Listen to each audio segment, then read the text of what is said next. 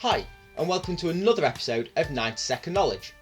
Today we're going to look at image file types and the difference between JPEGs, PNGs and GIFs. They should all be used for certain types of images, and getting it wrong can mean that your website loads slowly, which will impact search visibility but also conversion rate and engagement with content on your website. The wrong image file type can also make your content look blurry or distorted in ways that you didn't mean to, and that can impact content engagement on your website and the general user experience. So it's really important to get the right image file type for the right image.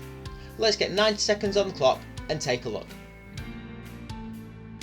Generally, there's 4 main types of images that you'd use on a website, and it's really easy to remember which file type to use with each.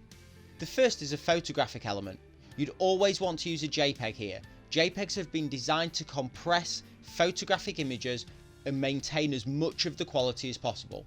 So wherever you've got a full-size photograph element, you always use a JPEG. The next type is block color.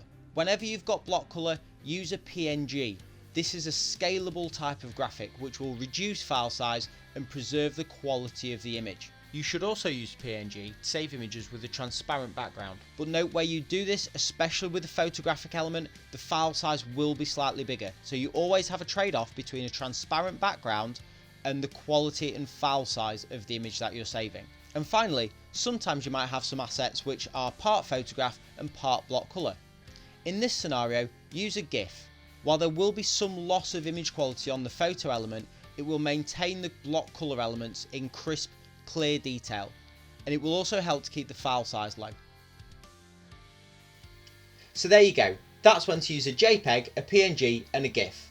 If you're creating your own content for your website, brilliant, you can start optimizing.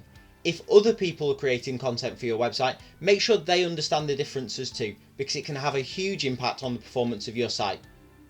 Thanks for watching, and don't forget to like, share and subscribe to get notifications on the latest content that will help you improve your digital marketing for your business.